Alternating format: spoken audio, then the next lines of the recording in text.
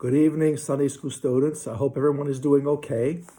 I hope you all had enough time to play out in the snow because we've had a lot of snow lately. But this evening, we're going to talk a little bit about the Psalms and what the Psalms are. And I'll share with you what my favorite Psalm is. So, first of all, we can find these Psalms in the New Testament, in the Holy Bible, towards the end. And the Psalms were written thousands of years ago. As a matter of fact, the Psalms were written before Jesus was even born, probably around the year 1000 to 400 BC, before the birth of Jesus Christ. And the Psalms were put together by various people, various authors. The most popular was David.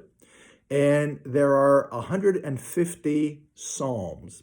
In other words, 150 different prayers. And again, they're all found in the New Testament.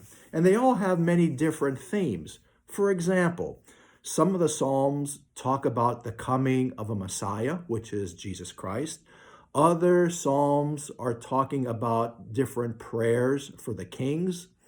Other Psalms are talking about prayers of lamentations. Others are different songs of praises, giving thanks.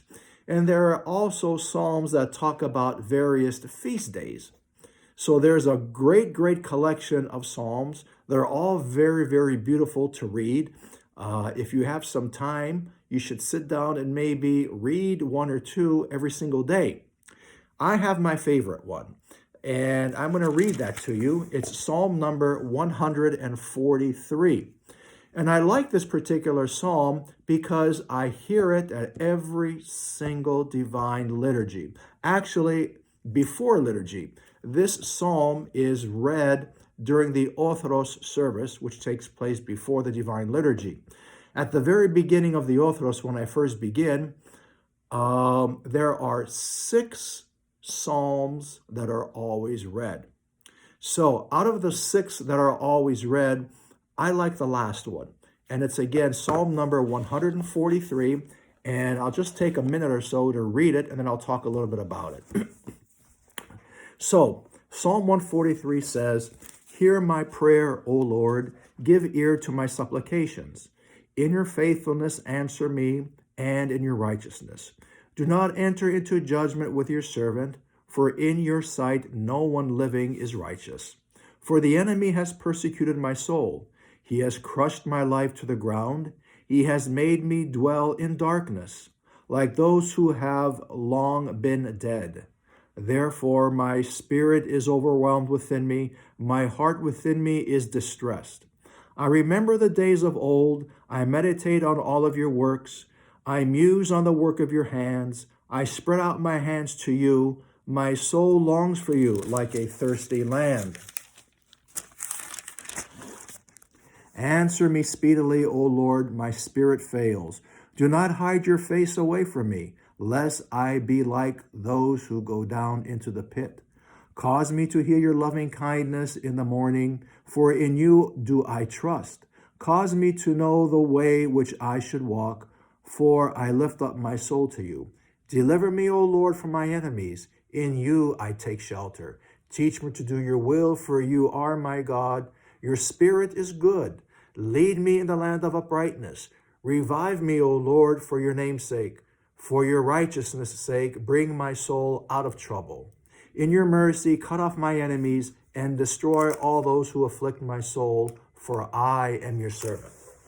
So this particular psalm, Psalm number 143, has 12 different lines or 12 different verses.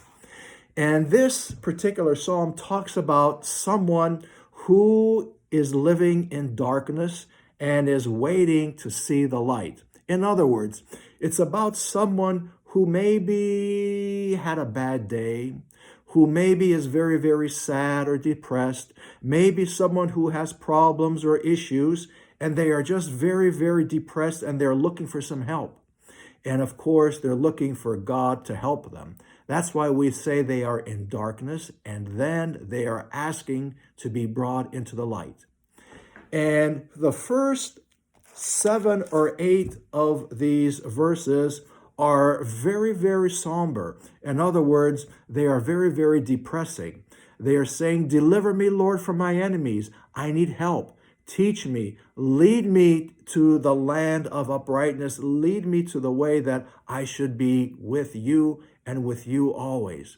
So I think each and every one of us at times feel this way. Perhaps we feel that things are not going well. Perhaps we have problems within our personal lives, in our families, with our brothers and sisters, with our grandparents, or with our fellow students. All of us, all the time, have problems and we have issues. None of us lives a perfect life. But when we read this psalm especially, we know that towards the end, we know that the light is there. We always have that saying, there is light at the end of the tunnel.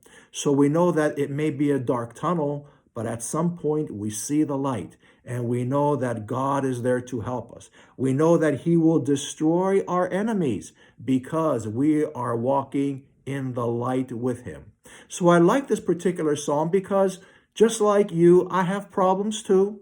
I have issues too. My life isn't perfect, just like your life is not perfect.